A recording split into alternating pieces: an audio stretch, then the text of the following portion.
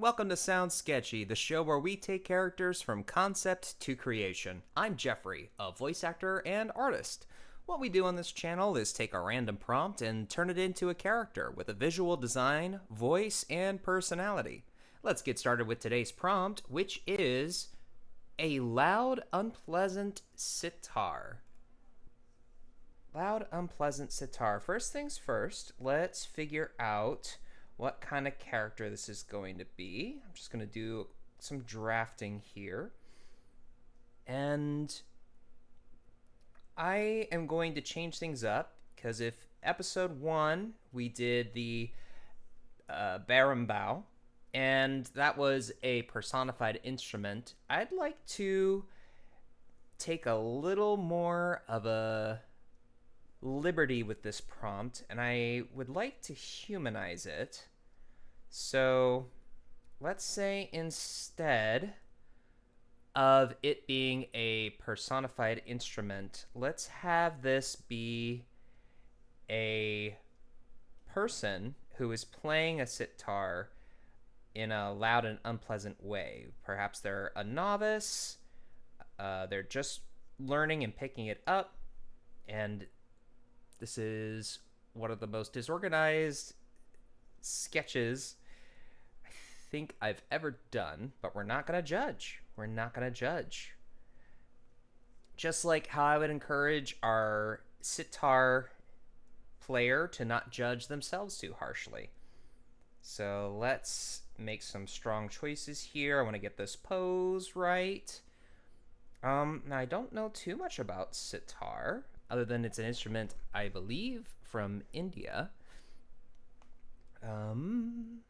Okay, and I have my reference here. There's kind of a... Let's make this big. Not big. I would like to make this...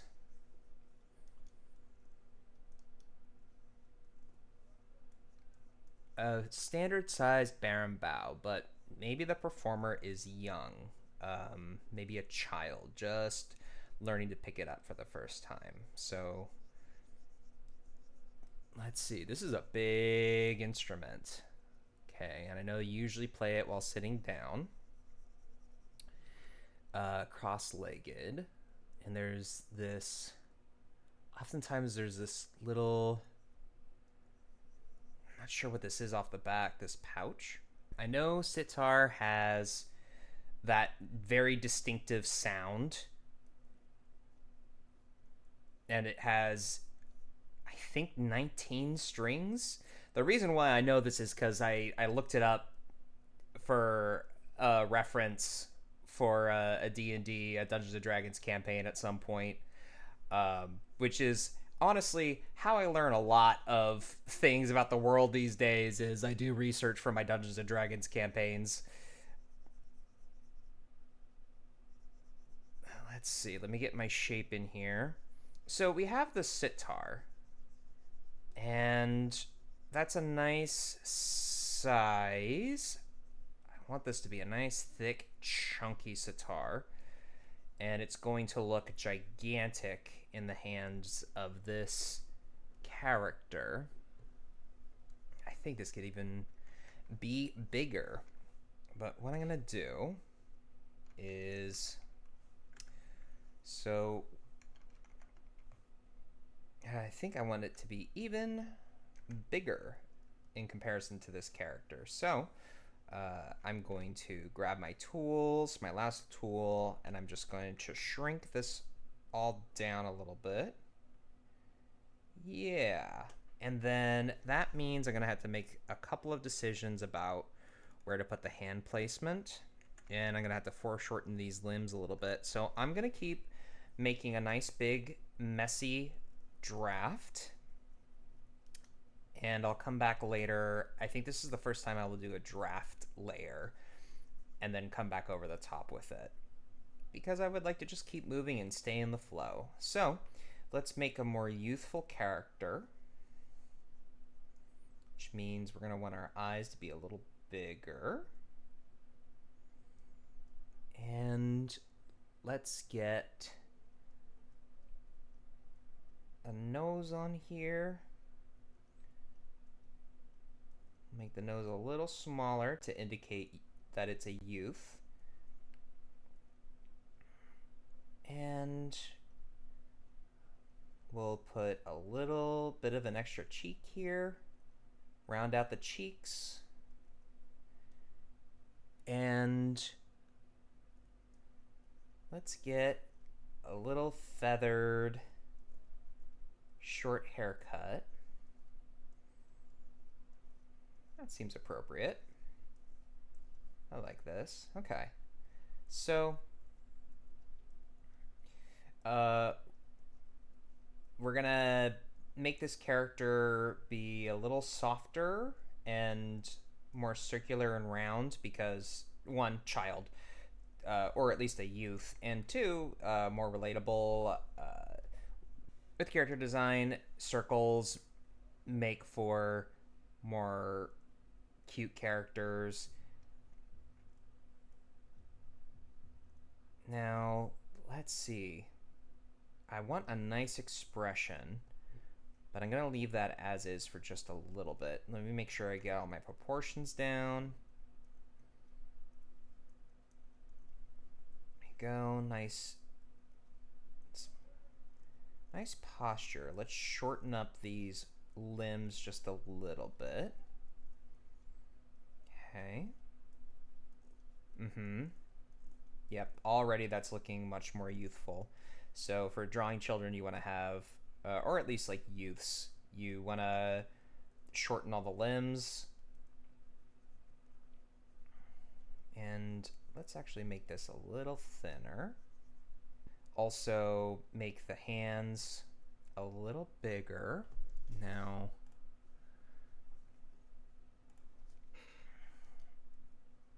this is just going to be my draft, so I'm not going to worry about it. And what we'll do is we'll get the idea, the concept down first, and then I'm going to come back in here and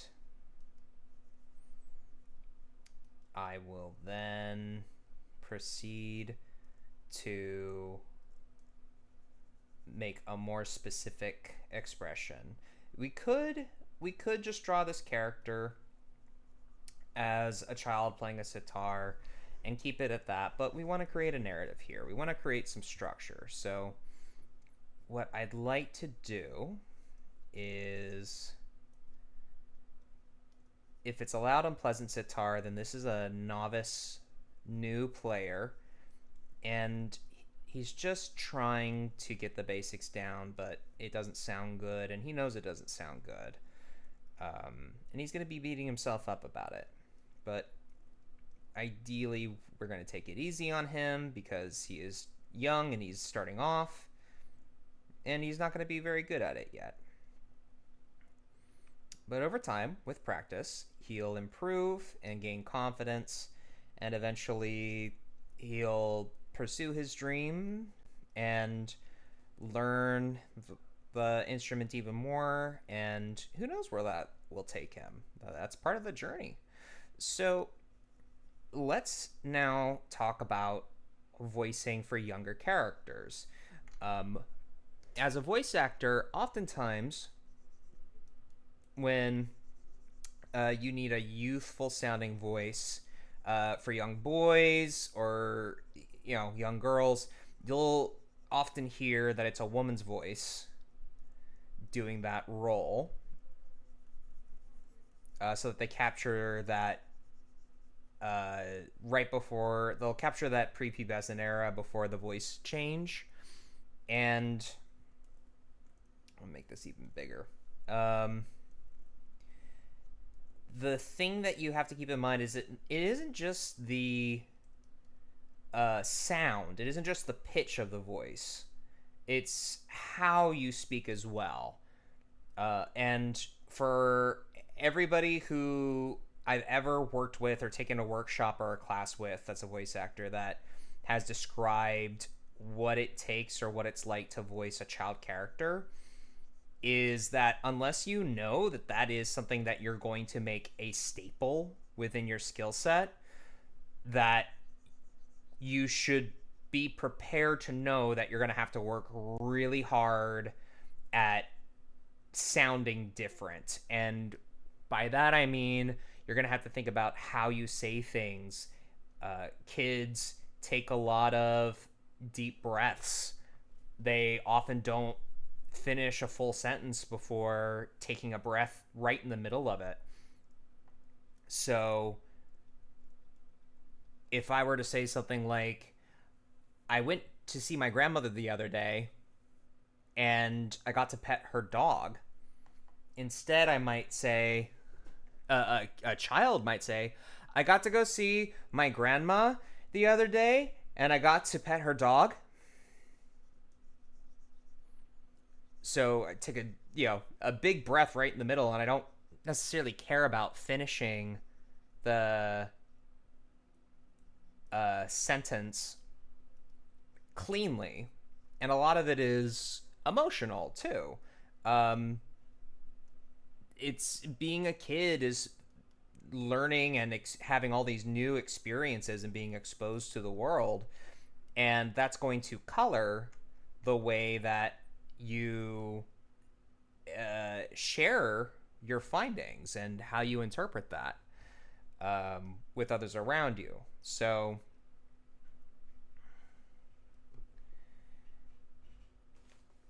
again, if you're going to voice a young child, uh, best be prepared to work on it. And to some extent, you know, I think most of us who watch any kind of anime or anything where there's a woman voicing a young boy, like The Simpsons, like Bart, you're gonna hear a roughing up of the voice, so that it almost sounds like a little incomplete and like eat my shorts, dude. Eat my shorts, dude. It's gonna. What are the words I'm looking for? You're going to approach it a little bit differently, uh, and they tend to. Oh, that's what I was saying. So you're going to not only change how you say things, so you're gonna roughen it up a little bit.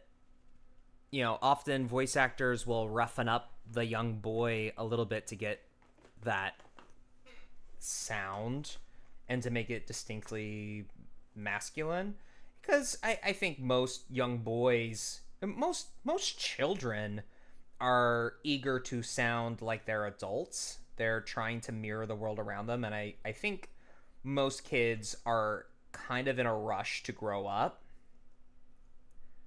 whether that's to be taken seriously or because they don't want to be bossed around anymore or be told what to do. Whatever the reason, they'll try to sound much more like an adult in terms of how they understand what an adult sounds like and would say. So, back to this drawing. Now, I want to make a nice expression on this youth. So, oh, he looks sad. Whoops. I don't know if I want to make him sad. Um, but maybe I can keep those arched eyebrows and just make a little gesture with his mouth to make it look like he's clenching his teeth. Let's get this downward shape in here. I want this mouth to look like a grimace. Not like the McDonald's character grimace. Not that guy, but the expression. So, yeah, let's give him a little bit of a grimace. And he's got these nice big eyes, so maybe one of his eyes is shut. Like almost wincing. Like he knows it sounds bad. Because that's when it's easiest to quit, right? Is when it sounds bad and you know it sounds bad, but something in you just keeps going. So let's wrinkle up this nose a little bit.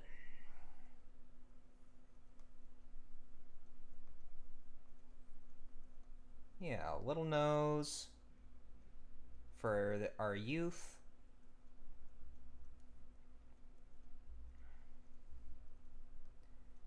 Great. And I said I was going to do... let's hunch up his shoulders a bit too. Let's get this whole body into this movement. So if his if it sounds all that bad, let's hunch his shoulders. So what I'm using is the lasso tool. Since it's just a reference, I'm gonna kind of tool around with this a little bit to see how it sounds. Um, let's really exaggerate this movement too. Um, yeah, because sometimes, especially for drawing and cartooning, you really want to play up the body language. It's again, it depends on how realistic you'd like to make it, but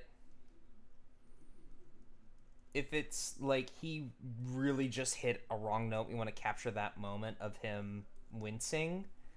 Then I want to capture that full movement so it looks super stylized and fully fleshed out. So let's see, that's going to change his entire structure. Here's another pro tip. Try drawing the pose for your character before you draw the instrument on top of it, which is what I did.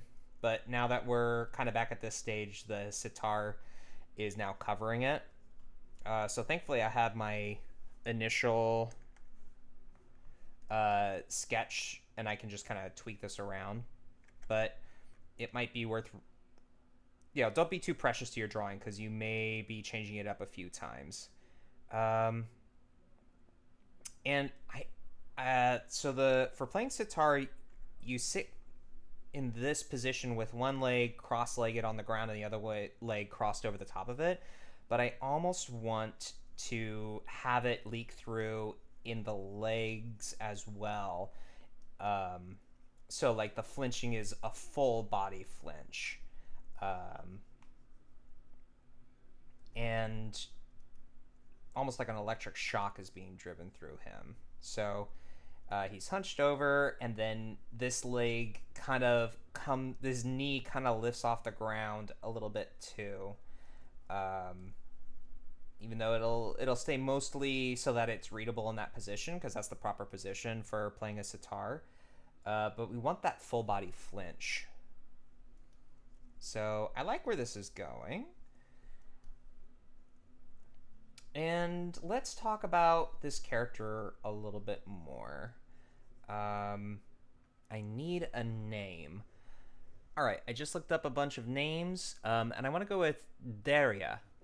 It means one with patience, endurance, and perseverance, and I think that would encapsulate this perfectly. So Daria is our guy here, and let's see. I would like even more juxtaposition here.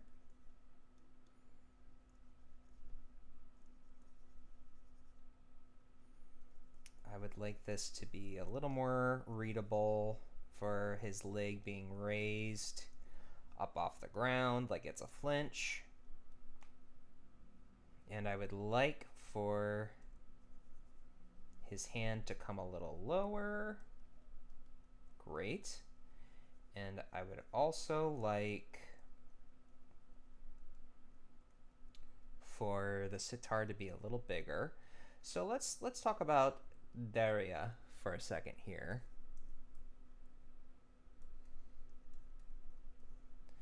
Let's see. So Daria is a young boy, and let's say I feel like so common. So let's start with Daria here. And usually I think that there are two main experiences as a young creator.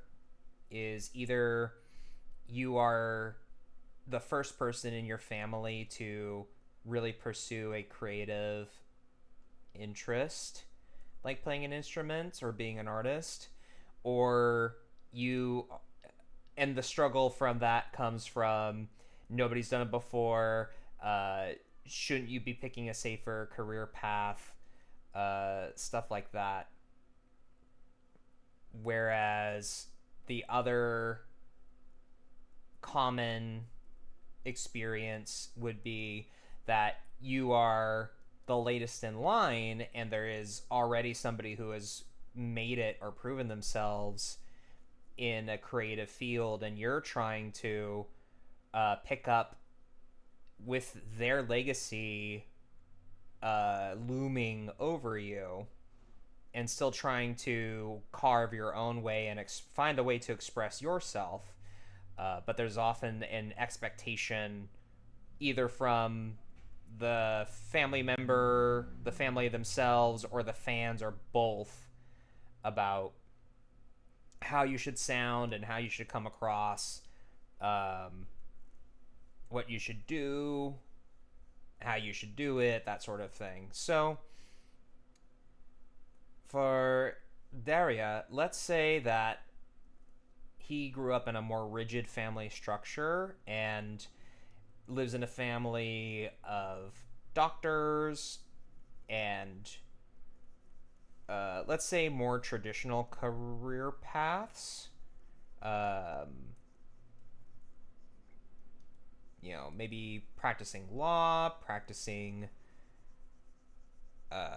medicine, and this pursuit of his is very much out of alignment with the rest of his family. And uh,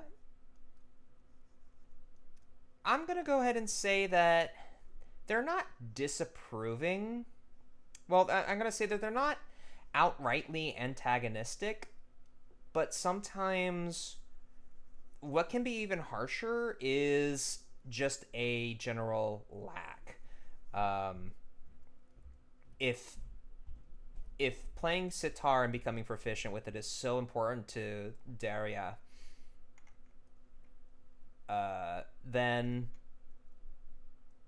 what might hurt more than being told no, you can't do this, and no, we have different plans for you, is what if there was just a quiet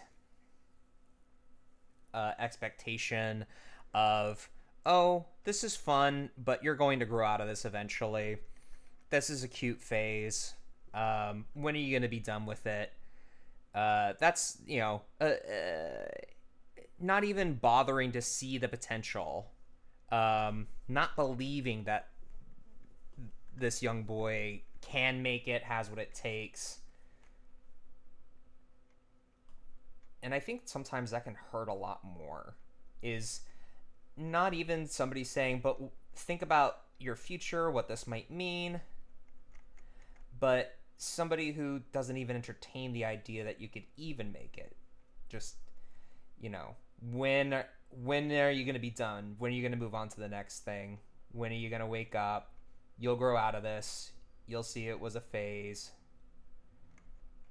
And that can really hurt. So let's make the pain stem from, not only does Daria not pick up on the instrument quickly, but there's also there's a lack of any kind of support from his family. Or at least not the support that he's hoping to get. Alright, so in his design, I want to make sure, because I like these bangs, I like this hair that I've drawn for him, but I also want his eyebrows to be distinct. And a lot of times when you're drawing these eyebrows, you'll see it in anime a lot, but you can kind of get away with it by drawing the eyebrows over the hair. And I think that works in specific instances, especially anime. But in others, I think it looks a little odd. So I would like to try drawing a different part first and seeing how that turns out, and that will help me inform me about my decision on his eyebrows. So here we go. We've got one eye scrunched up and the other one shut completely. And let's draw that eyelid in there so we really emphasize that closed eye feel. But he's really youthful. So with drawing youthful characters, you want to be careful to not draw too many details, because details, especially for line art, really tend to age a character.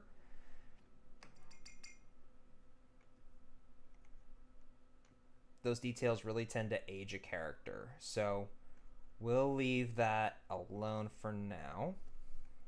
I like this angle. I think I did really good at the angle. It's really clear he's looking down.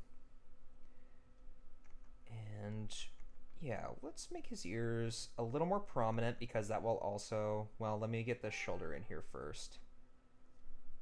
Yeah, see? So that's a really nice exaggerated shape, and that really helps us. So let's get his ear in there, and we'll make his ear a little bigger. Just, again, to kind of help emphasize his young age. And we'll make the back of his hair a little messy. Yeah, this looks like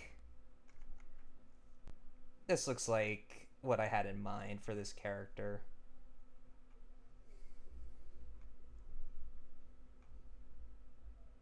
Daria. This looks like what I had in mind for Daria. All right, here we go. So we'll get a little more detail on his hair to make it clear that this is like a flip. I think that's all the detail that we really need. I don't even think I need this second line here. Now let's try with his eyebrows. I'd like to make it thick, because that also can translate to young boy. And I want him to have really expressive eyebrows. You know, his hair is kind of covering his face, but that's true with any boy that has, or any kid that has bangs or hair that would cover a face traditionally. So we have this nice hunch here, and I think the thing we can do is get that matching shoulder on the other side to really emphasize that cringed, that wincing movement. And what that's going to do is it's going to foreshorten our arm length a little bit. So I think to sell it even more, I'm just going to draw only his hand sticking out from the front. So I'll go back in and erase this later. But eventually, I like this shape that we started with. So here, here, here. Yes. And then second and third fingers here. When I think a lot of people, myself included, who draw, you'll often hear that they don't like drawing hands or fingers. And I do understand that. I'm also growing to the point where I kind of have stopped caring, trying to make them look as good as possible. And I try to evoke the general feel of the pose. And at some point you realize there's so much that you can do with hands that make them almost look better when they don't have as much detail. Such as, instead of drawing a hand with the full three, we have two joints in each of our fingers, and then it becomes the knuckle and becomes the hand. And instead, just drawing it with two can often serve your purposes just as well. So again, it's like drawing a character with 4 fingers or 3 fingers instead of 4, for a total of 4 digits on your hand, like Mickey Mouse. It all depends on how much detail you want. Sometimes more detail can take away from what you're trying to do. Uh, and having less detail is actually better. So let's get his arm in here. Yeah, I want to make sure to keep his joints on the smaller side, his limbs, and he's trying to play. What is this hand shape now? Yeah, here we go. So here's an example of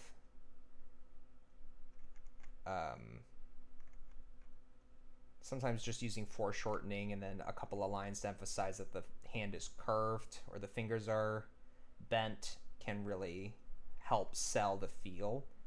And again, if I was doing a close-up of his hands, I might take a little more time with it, but that's not the focus of this drawing here. You'll also see shortcuts like a single line dividing what is supposed to be two fingers. There's a lot of drawing shortcuts, and I encourage any creative to learn them and take advantage of them. Ideally, you'll learn how to draw a hand, and then you can break the rules. Eventually, you'll learn how to draw a hand in a more detailed way just by learning this shortcut. So let me see. I want to get... Now, here's a little trick you can use in Clip Studio Paint that I don't want to use, but speaking of tools that can help you, I'm pretty sure you can do this in Photoshop and other stuff, but you can hold down Shift to draw a line for you. So it'll keep a fixed point, and that can sometimes really help in drawing these straight lines. I don't want to use it because it's just going to cut through what I have in place. But what I will do is use my magic wand to isolate just the parts that I want to draw. And then I can just draw a straight line straight through and not have to worry about going in and erasing that line later and maybe messing up my other line work. And as I mentioned in a previous video, for straight lines on a tablet, you can still use a ruler. So I've got a ruler right here, and combining it with my wand, maybe that's not quite the right angle, but it's so close. Okay. Here we go. And you can't see what I'm doing, but you can see the result, and that line is way too thick for my liking. So let me actually line it up with the ruler. Here we go. And that came out really heavy-handed. That's okay. So we're just gonna bring it over here now and do the same thing. Yeah, I like how that looks. We're going to fix up this line a little bit more. And then I'm going to deselect so I can go back in and edit this. And now, that's the thing. We're covering up that shoulder now. All right, so I don't want it that thick. Instead, okay. We're going to get back on track. I won't have led you all astray for nothing. Like I said, don't get too attached or too precious to your drawings. And this is why a draft can really work in your favor, because it can help you make decisions. And if you see anything that you want to correct later on or make sure that you incorporate, you get that opportunity to add it. Okay, that's, again, really thick. I don't want it that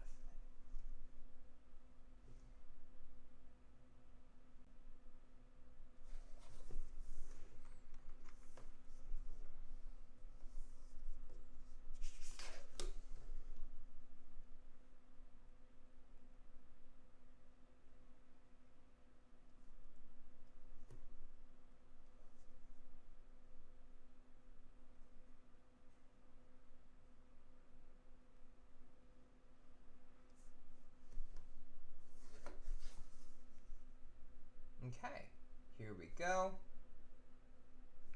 So now we have that figured out. Oops. I'm going to come back in and get this detailing.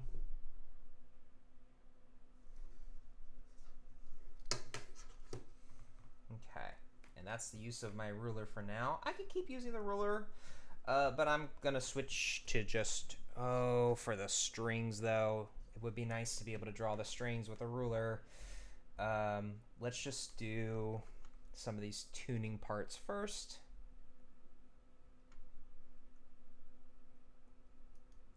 So, Daria is... Now, why would Daria feel drawn to the sitar in particular? Maybe I'll save that for the interview, but something to think about is why? Why, Daria?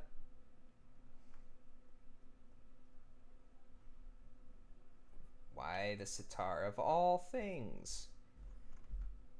What is and that's the thing is that I believe that when you're a creative, often you gravitate towards things that allow you to express what you're processing in your own mind. I think a lot of creativity is just the way that some people choose to process or express, of course, express themselves, but also just process what's going on in their minds. And maybe this sitar, I don't know what kind of meaning it might have for Daria, but let's say Daria had a grandfather that he was very close to, and unfortunately has passed away, is no longer with us. And Daria unearthed this sitar, and it belonged to his grandfather. And maybe by playing it, it helps him connect or feel connected to his grandfather. And let's change the angle on this hand.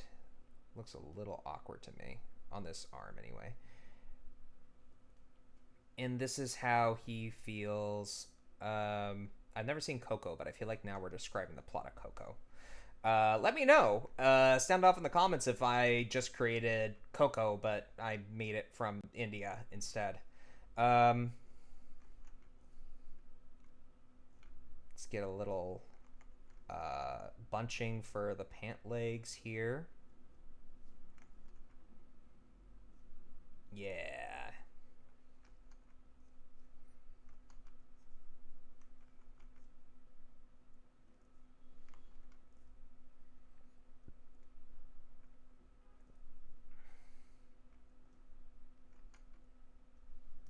So let's say maybe this is a way that he reconnects, or I guess there's so much media about writing songs, isn't there? If I had it so he picked this up in a secondhand store or something, then that's been done to death as well. Um, I don't know. So, and we'll just have him be barefoot. That's fine.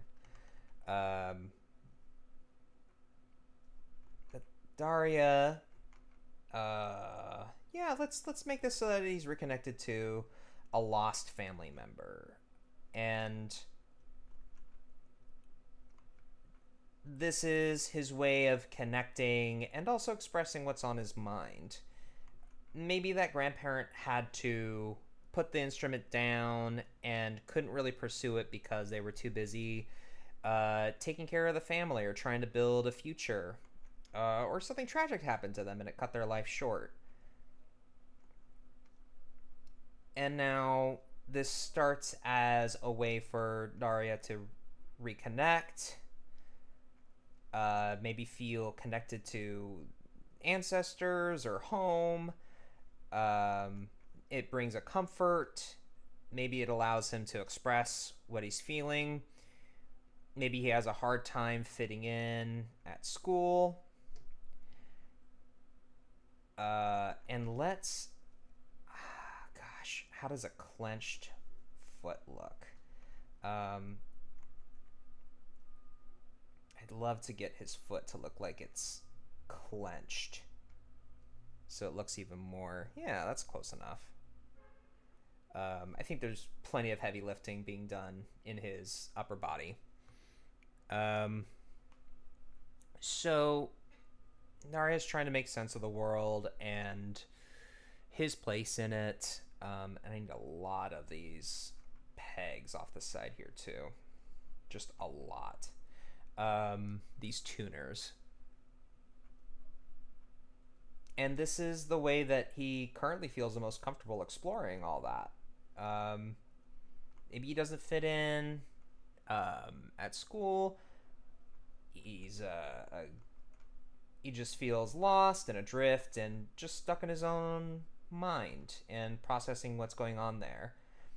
And losing a family member when you're a very young age, a lot of kids can't relate. You know, it's a hard thing. Like, a lot of kids can't even really conceive of death, or what that truly means to have somebody die that's close to you when you're that young. And you are kind of, as somebody who's also experienced loss at a very young age, somebody very close to them, it does feel lonely. There is a sense of isolation because there's nobody around, or at least, like, hopefully there's not that many other kids who've experienced something like that.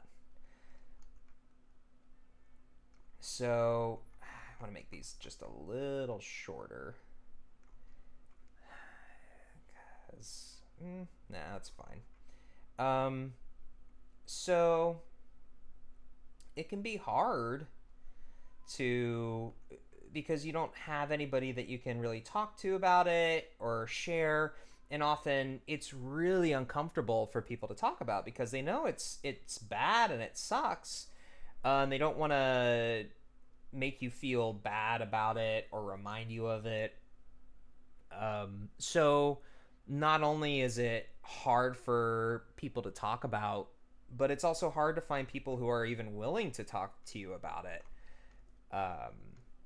If you even feel like you can talk about it. Everybody processes grief and loss a little bit differently. I think there are some universal experiences, and definitely there's a lot of overlap in how people experience loss from person to person. But it's definitely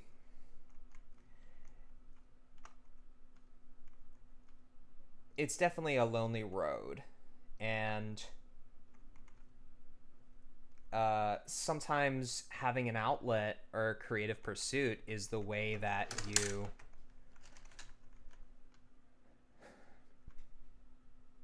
it's definitely a long process and a lonely road, and sometimes having that creative outlet is the only way to or it can be a really good cathartic way and a healthy way to explore and express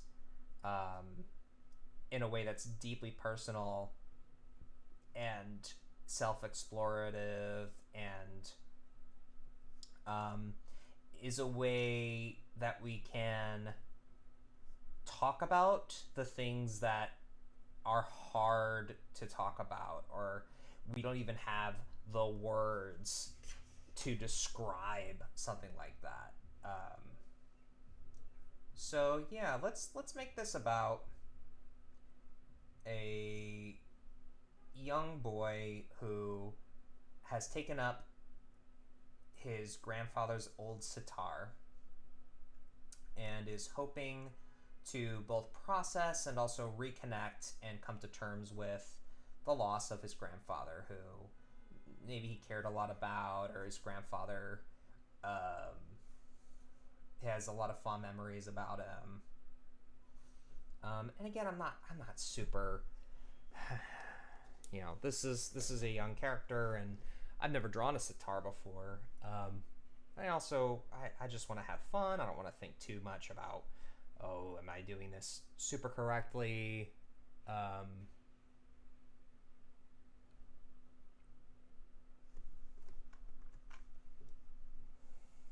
so let's get some strings in here. And again, this is where, as an artist, haha, you can choose to be as close to literal as you want, or you can just get the um, impression of a thing. So you get to decide. Do you want it to be super detailed and accurate and realistic, or is it something that you're going to be drawing over and over and over again a few times? And you don't want to put too much detail because you'll have to keep redrawing that same detail over and over and over again, that same level of detail. And because the sitar is part of the prompt and it is so important to this character, I do want to give it some love. I don't want to not make it great, but I also don't want to go crazy. And order of operations wise, I think next time I might do this a little differently. I feel like now all these bars are kind of getting in the way. So the frets, I should say. I'm fretting about the frets. Let me get this in here. And really, I just need the hands. I just need the hands to not be part of the equation here. So I can do this a different way. That's easier. I'll just highlight the hands and then I'll reverse, the hands and the fret. And then I'll invert the selection. So then I can draw without fretting. And I know there's a million strings on a sitar. It's like 19. I'm not going to draw all 19, but we're going to at least we're going to make sure that there is some level of accuracy here, but we're not going to get too crazy. Just going to fill up as many as I can.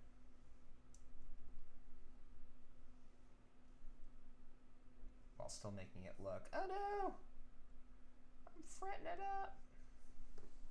I'm fretting about the frets. I'm going to cheat just a little bit. I'm going to cheat a little bit. Here we go. Here's the frets. And that was me using the ruler yet again. So, but yeah. Great. So, with that, I want to say this is pretty good here. So, our boy Daria playing his sitar, and one more detail here. So Daria playing his sitar, because this is what feels right to him. This is how he makes sense of the world. So now that I've gotten that part done and we've realized our character, we've talked a little bit about the voice. Kids also talk a little sloppily. They're not the most well spoken. So, if you want to get a younger voice, then sometimes it just has to sound a little shaky or even like sloppy, or like the tongue. Like, it depends on what kind of sound you're going for. If you want like a really clean sound, it's a very Disney sound. But kids, they get excited. They speak like their volume doesn't always make sense.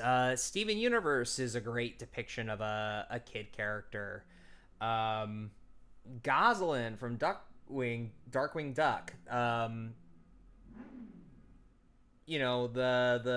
Rugrats. They're all great depictions of what a little kid sounds like, and those are all adults being those little kids. So here's Daria. He's a little older than that. I'd place him closer to like 10 years old. Um, and let's take some time and I'll come back and we will get to know our boy Daria just a little bit better. You know what? I thought I was done, but I actually want to do one more addition here. And I would like to add an actual figure um, to be the spirit in the Sitar. I don't like that squiggly as much. So I know there's this will be a little bit in. It's gonna take some liberty, but I know there's a creature in India folklore that is um, a ghost or a spirit, and it calls to you. Can I select my? I can't. Great. Actually, I thought I was done, but I just got inspired to create something else to go along with it. And this will be um, the spirit of the Sitar. There is.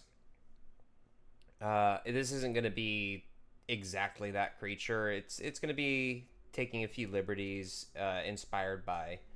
But there is a creature in either a ghost or a spirit in India folklore. I believe um, that lives in the woods and it calls your name and it sounds like somebody you know.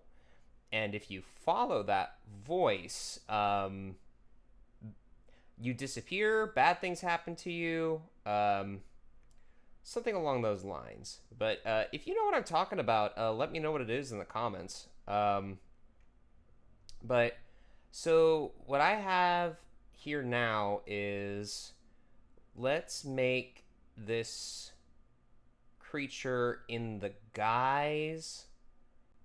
of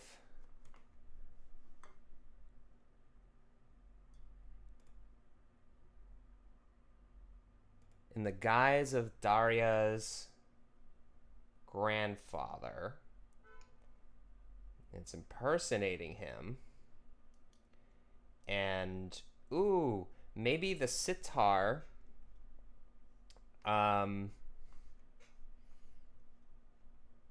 was made from the haunted woods where this creature dwelled. Maybe it had been sealed away. And when the Sitar was made, it brought the spirit along inside of it. And now, whoever is in possession of the Sitar and plays it will summon the spirit who is desperate to get back to the woods from whence it came and to resume its haunting. So it's looking to get back to full strength and power.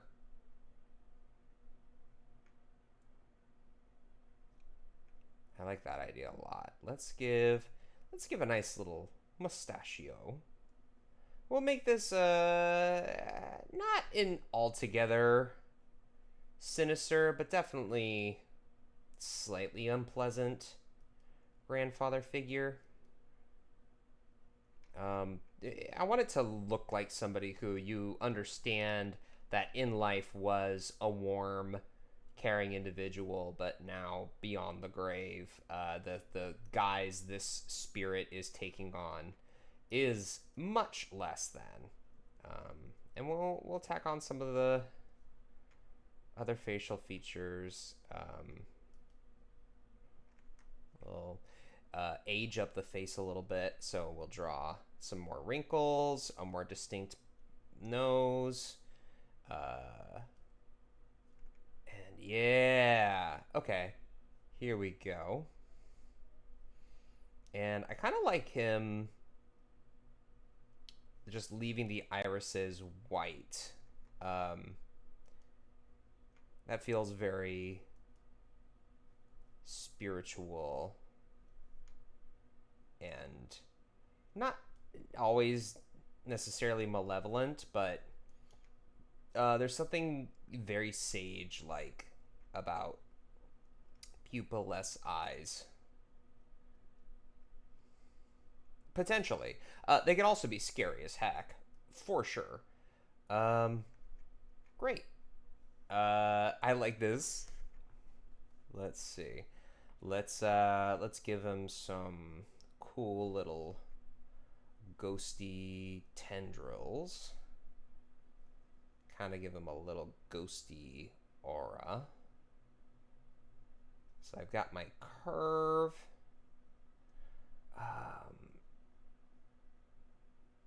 So now I'm in an interesting spot because now I have two characters. I suppose I will have them trade off one at a time. So let's see. Now, this is also really fun for a voice acting perspective because we have two characters that are the polar opposite ends of the life, right?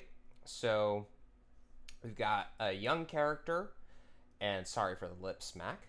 We've got a young character, and young characters, as we've gone over, often sound unrefined. They take breaths in the middle of sentences. They're not the cleanest speakers. Whereas with older folks, let's give, just a little more aging up. If you want to go older, when your voice is older, your voice weakens. So it becomes a little more feeble. And so you don't want to give as much power behind it. If it helps, you can also make it more tired. Often when you're doing an older voice, it will sound lower in register. So if you have to imagine what it's like to be tired, that can sometimes be a good starting point.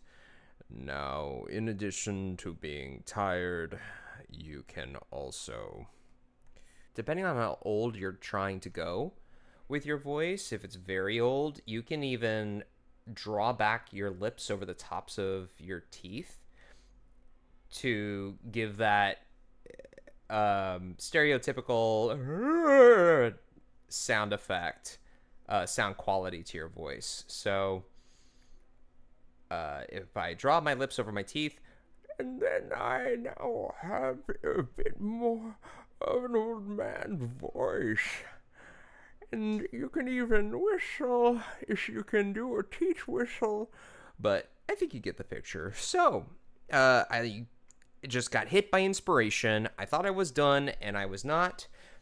And now we are going to meet both Daria and quote-unquote grandfather. If you got this far, make sure to like and subscribe. Hey, Daria, welcome to the show. Hi. Are you feeling a little nervous there?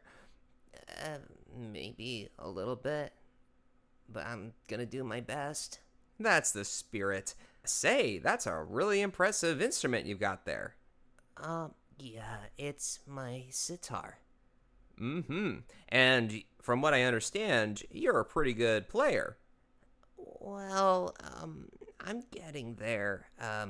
not very good yet. Oh, okay. Well, practice makes perfect, as they say. Daria, what got you into playing the sitar? Where did your interest begin?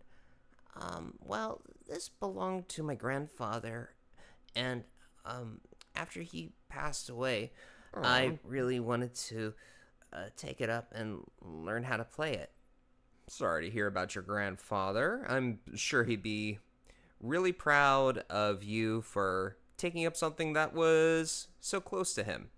Oh, he is. He told me so. That's great. What? Yeah, it's like when I play, it's like I get to talk to him. And the better I get, the more I get to see him. Oh, I see. You mean in a metaphorical sense? No, No? no. Wait, so this thing actually speaks to...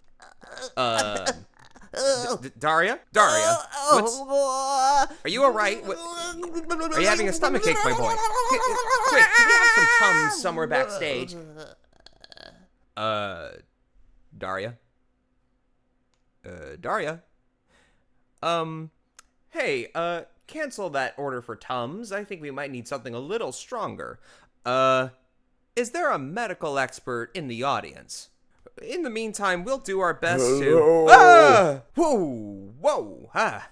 Oh, my poor little heart. Skipping a bunch of beats there. Whew. Oh, boy. Please, don't do that. Floating, disembodied, creepy head with a green, sinister glow. I'm sorry, who are you? Oh, I'm nobody special. That's not ominous at all. Wait a minute. You must be Daria's grandfather. Yes, his grandfather. Oh, well, while we're waiting for our young friend to recover, it looks like he's having a nice little nap. Why don't you and I have a little mano-y-mano? What do you say? Surely. Tell me, Pappy. Can I call you Pappy? Thanks. Tell us, what's it like on the other side? Oh, darkness, death and destruction, eternal damnation. It's rather pleasant at the string time. Well, that is very informative. I better keep that in mind when I'm making my funeral arrangements. So, how do you feel about your legacy being passed down to your grandson? Oh, I'm quite excited to see where the boy goes. He says he's not very good at it yet. Oh, practice makes perfect. Hey, that's what I always say. Anyway, do you have any big plans, any goals? I'm taking this boy straight to the top. We're going to tour the world. Wow, big plans. And he wants that at such a young age? Oh, yes, he does. And finally, at the end of the journey, we'll have a nice big final celebration in the woods where I come from. I mean, where this sitar was made. I chopped the tree down myself. They did it differently back in your day, Pappy. I'm really glad that you came on the show today, Pappy. No offense to your grandson, but he's a little boring. Oh, don't I know it? He's the...